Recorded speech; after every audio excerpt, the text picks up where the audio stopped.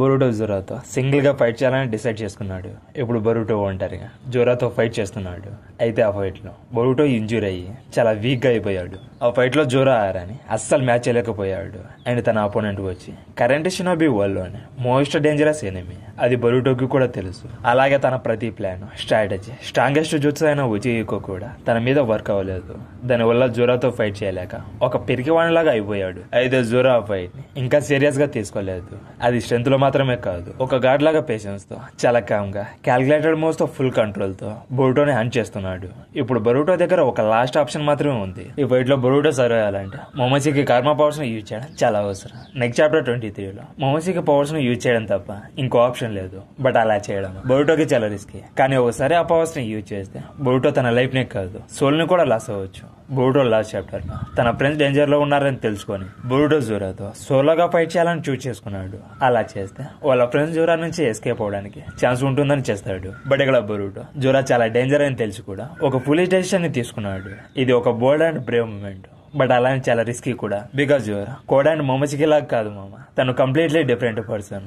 ఇక్కడ జోరా వచ్చి just normal villain కాదు, తన డెంటల్స్ నుంచి ఫామ్ అయిన ఒక పవర్ఫుల్ సింజు. తనలో కోడ్ చక్ర కూడా ఉంది. అలాగే షీబా యొక్క డివైన్ సెల్స్ కూడా ఉన్నాయి. ఇక్కడ షింజూస్ కి బొరూటో ఒక థ్రెట్ అని బిలీవ్ చేస్తున్నాడు. ఇక్కడ బొరూటో తన వీక్నెస్ అయితే తనని చంపగలడు. అందుకే బొరూటో మూవ్స్ ని కేర్ఫుల్ గా వాచ్ చేస్తున్నాడు. అండ్ ఇక్కడ ఇంట్రెస్టింగ్ పార్ట్ ఏంటంటే జోరా బొరూటోతో ఫైట్ లో సీరియస్ గా కూడా ఫైట్ చేయడం లేదు. అయితే బొరూటో మాత్రం తన దగ్గర ఉన్న పవర్ఫుల్ అబిలిటీస్ ని యూజ్ చేసి జోరాతో ఫైట్ లో 5 minutes కూడా జోరాని హోల్డ్ చేయలేకపోయాడు. ఎగ్జాంపుల్, ఫ్లయింగ్ రైజన్ జూట్సుతో టెలిపోర్ట్ అవ్వడము, స్నీక్ అటాక్స్ అండ్ కాసిన్ కోజీ నుంచి నేర్చుకున్న ప్రతి టెక్నిక్ ని కూడా యూజ్ చేశాడు. బట్ రిజల్ట్స్ ఏం మారలేదు మామ. అండ్ ఉచిహికో రసంగాన్ని కూడా చాలా ఈజీగా స్టాప్ చేశాడు. ముందు చాప్టర్ లో కాసిన్ కోజీ చెప్పినట్టు బొరూటో ఫెయిల్ అవుతూనే వచ్చాడు. బట్ ఇక్కడ ప్రాబ్లం టెక్నిక్స్ లో కాదు మామ, బొరూటోలో ఉంది. తను మాస్టర్ చేసిన ప్రతి టెక్నిక్ ని కంప్లీట్ గా నేర్చుకోలేదని చాప్టర్ 22 లో కాసిన్ కోజీ రివీల్ చేయడం చూసాము. మీటర్ లెవెల్లో టెలిపోర్ట్ అవ్వడము బొరూటోకి ఇంకా రాలేదు. బొరూటో ఇక్కడ థింక్ చేసి ఆ తర్వాత నెక్స్ట్ మూవ్ వేయాలి. బట్ బొరూటోకి ఫ్లాస్ ఉన్నాయని కాసిన్ కోజీ ఆల్రెడీ చెప్పాడు. నీ ఆల్టర్నేట్ వర్షన్స్ కి కొన్ని టెక్నిక్స్ నేర్చుకోవడానికి 6 years పట్టింది. నువ్వు సేమ్ టెక్నిక్స్ ని బ్యాటిల్ ఫీల్డ్ లో యూజ్ చేయడానికి ట్రై చేస్తున్నావు. బట్ జోరా లాంటి ఎనిమితో ఫైట్ చేయడం అంటే నువ్వు 6 seconds కూడా అతన్ని హోల్డ్ చేయలేవు. అందుకే జోరాతో ఫైట్ చేద్దని చెప్తాడు. అండ్ లాస్ట్ చాప్టర్ లో కాసిన్ కోజీ చెప్పిందే నిజమైంది. ఇక్కడ బొరూటో జీనియస్ కాబట్టి టెక్నిక్స్ ని ఫాస్ట్ గా నేర్చుకున్నాడు. అయితే అంత ఫాస్ట్ గా నేర్చుకోవడం వల్ల deep understanding and basics miss అయ్యాయి. ఈవెన్ సాస్కే కూడా నీ జూట్సెస్ ని కంప్లీట్ గా మాస్టర్ చేయాలని లాస్ట్ టైం చెప్పాడు. సో నరుటో లాగా బొరూటో జూట్సెస్ ని ఎక్కువగా ప్రాక్టీస్ చేయకుండా ఫాస్ట్ గా నేర్చుకుంటే అలవాటు ఉంది. ఆ వీక్నెస్ ఇప్పటికీ కూడా ఉంది మామ. యాక్చువల్లీ బొరూటో దగ్గర ఎక్కువ టెక్నిక్స్ ఉండడం వల్ల తనకి కర్స్ లాగా అయిపోయింది. ఎవరి న్యూ జూట్సుకి హెవీ కాన్సన్ట్రేషన్ అలాగే కంట్రోల్ కావాలి. జోరా లాంటి స్ట్రాంగెస్ట్ అపోనెంట్ ని ఫేస్ చేస్తున్నప్పుడు ఒక స్మాల్ మిస్టేక్ కూడా తన చావుకి దారి తీస్తుంది. కాసిన్ కోజీ చూసిన మల్టిపుల్ టైమ్ లైన్స్ లో బొరూటో ఫెయిల్ అయ్యాడు.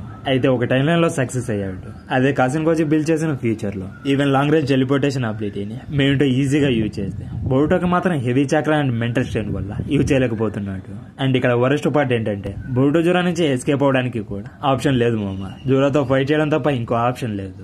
అయితే దానికి బొరూటో ఇంకా రెడీగా లేడు. ఇక్కడ బొరూటో ఎస్కేప్ అవడం ఇంపాసిబుల్. ఇప్పుడే రియల్ డేంజర్ స్టార్ట్ అవుతుంది. బొరూటో బాడీలో మొమోషికి సైలెంట్ గా ఏం జరుగుతుందో చూస్తూ పర్ఫెక్ట్ మూమెంట్ కోసం వెయిట్ చేస్తున్నాడు. ఇప్పుడు బొరూటో దగ్గర ఓన్లీ ఆప్షన్ మొమోషికి. ఈ మాస్టర్ చాలా ఇయర్స్ నుంచి బొరూటో బాడీని తీసుకోవాలని ట్రై చేస్తున్నాడు. రెజరెక్షన్ కి ఛాన్స్ లేకపోయినా బొరూటో బాడీని కంట్రోల్ చేయగలడు. అది మొమోషికి కూడా వార్నింగ్ ఇచ్చాడు. నెక్స్ట్ టైం నీ బాడీని తీసుకుంటే మళ్ళీ తిరిగి ఉన్నాను చెప్తాడు.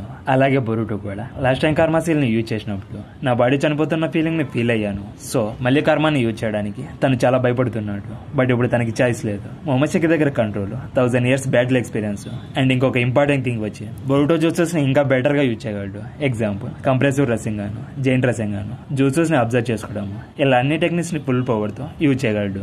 ఒకవేళ మొమోషికి బొరూటో బాడీని కంట్రోల్ చేస్తే ఫ్లయింగ్ రైజన్ జూట్సుని, ఉచిహికోని, ఇలా అన్ని జూట్సెస్ ని ఫుల్ పవర్ తో యూజ్ చేస్తాడు. బట్ కంట్రోల్ లోకి తీసుకోవడం అంటే పవర్ బూస్ట్ కాదు మామ, complete transformation. Flying Ryzen technique instant గా వర్క్ అవుతుంది. రసంగన్ ఉచిహికో న్యూక్లియర్ బాంబ్ అంతా పవర్ఫుల్ గా టర్న్ అవుతుంది. రసంగన్ ఆల్రెడీ చాలా పవర్ఫుల్. బట్ మొమోషికి ఆ టెక్నిక్ ని కంట్రోల్ చేస్తే గాడ్ లెవెల్ డిస్ట్రక్షన్ పవర్ లకి చేంజ్ అవుతుంది. ఇక్కడ బొరూటో తన పేస్ ఫామ్ లో ఆల్రెడీ చాలా స్ట్రాంగ్. బట్ మొమోషికి చక్ర యాడ్ అవడం వల్ల ఒక మాస్టర్ అయిపోతాడు. ఇలాంటి సిచ్యువేషన్ లో జోరాని డిఫీట్ చేయడానికి ఓన్లీ ఆప్షన్ ఇదే మామ. ఒకవేళ మొమోషికి ఫుల్ గా తన బాడీని టేక్ ఓవర్ చేస్తే బొరుటోని గెలిచామని కవాకికి ప్రామిస్ చేశాడు. ఎవ్రీ టైం కర్మాని యూజ్ చేస్తున్నప్పుడు బొరుటో సోల్ ఫేడ్ అవుతుంది. జస్ట్ కర్మాని యాక్టివేట్ చేస్తే చాలు మొమోషికి బొరుటో సోల్ తో స్విచ్ అయ్యి బొరుటో ఐడెంటిటీని స్లోగా ఏరే చేస్తాడు. ఒకవేళ తన మొమోషికి పవర్స్ ని యూజ్ చేయకపోయినా తను చనిపోవడం పక్క. అక్కడ ఉన్న శారద, మిత్సుకి, కొనామరు వాళ్ళు బొరుటోని సేవ్ చేయలేరు. మేబీ కవాకి లిమిటర్స్ ని రిమూవ్ చేసి ఉంటే ఇన్స్టాంట్ గా టెలిపోర్ట్ అవ్వచ్చు. బయట దిగేసి మాత్రమే. ఇప్పుడు బొరుటో జూరాతో సింగిల్ గా ఫైట్ చేస్తున్నాడు. కానీ జూరాతో ఫైట్ లో తన దగ్గర ఉన్న ప్రతి జూట్సుని యూజ్ చేసి అటాక్ చేశాడు. బట్ డిఫీట్ చేయలేకపోయాడు. ఇక ఓన్లీ ఒక ఆప్షన్ మాత్రం మిగిలి ఉంది. మొమోషికి తన బాడీని కంట్రోల్ చేస్తే ప్రతి ఒక్కటి చేంజ్ అయిపోతుంది. మొమోషికి బొరుటో జూట్స్ ని జస్ట్ యూజ్ చేయడు, మాస్టర్ చేసి యూజ్ చేస్తాడు. బొరుటో హెసిటేట్ అయ్యే ప్లేస్ లో మొమోషికి యాక్షన్ తీసుకుంటాడు. బొరుటో ఫియర్ ని ఫీల్ అయ్యే మూమెంట్ లో మొమోషికి ఫుల్ పవర్ తో అటాక్ చేస్తాడు.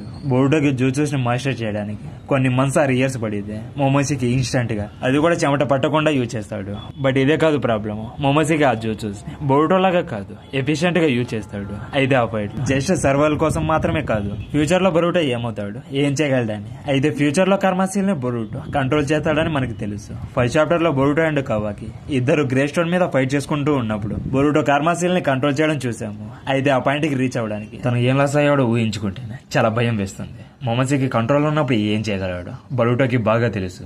బొరుటోని అబ్జర్వ్ చేశాక అతను కాన్షియస్ లో ఉండి చూడడం తప్ప ఇంకేమీ చేయలేడు. అండ్ ఇక్కడ మొమోషికిని పే చేయడం జోరాకి ఛాలెంజింగ్ లాగా ఉంటుంది. ఇక్కడ క్వశ్చన్ ఏంటంటే చాప్టర్ 23లో బొరుటోని మొమోషికి కంట్రోల్ చేయడానికి ఛాన్స్ తీసుకుంటాడా అని కాదు, తర్వాత బొరుటోలో ఏం మిగిలి ఉంటుంది అని. జోరాతో ఫైట్ తర్వాత బొరుటోలో చక్ర చాలా తక్కువగా ఉంది. అండ్ మనకి తెలుసు చక్ర లో అయితే మొమోషికి కంట్రోల్ చేయగలడు. దానివల్ల బొరుటో సర్వైవ్ అవుతాడు. బట్ తన సోల్లో ఒక పీస్ అంటే హ్యూమానిటీని కంట్రోల్ ని లాస్ అయిపోతాడు.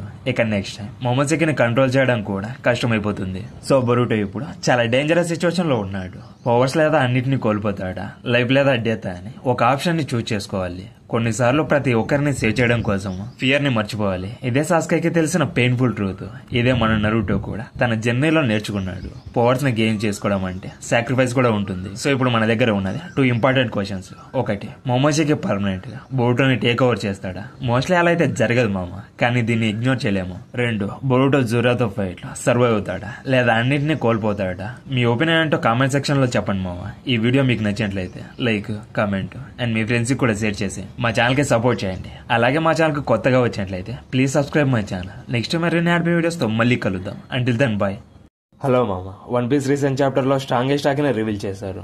1 ఆర్క్ లో లూఫీ వచ్చి కైడో ఇన్సైడ్ బాడీని డ్యామేజ్ చేయడానికి 1 ఆర్క్ లో రయు అనే హాకీని నేర్చుకున్నాడు. అలాగే ఈ ఆర్క్ లో వన్ పీస్ లోనే గాడ్ లెవెల్ హాకీని నేర్చుకోబోతున్నాడు. అయితే అది ఎలానో ఈ వీడియోలో ఎక్స్ప్లెయిన్ చేయబోతున్నాను. ఇప్పుడు స్కాబర్ గబాన్ వచ్చి లూఫీ అండ్ తన క్రూ మెంబర్స్ కి స్ట్రాంగెస్ట్ హాకీని మాస్టర్ చేయడానికి ఒక కొత్త ట్రైనింగ్ ని ఇవ్వబోతున్నాడు.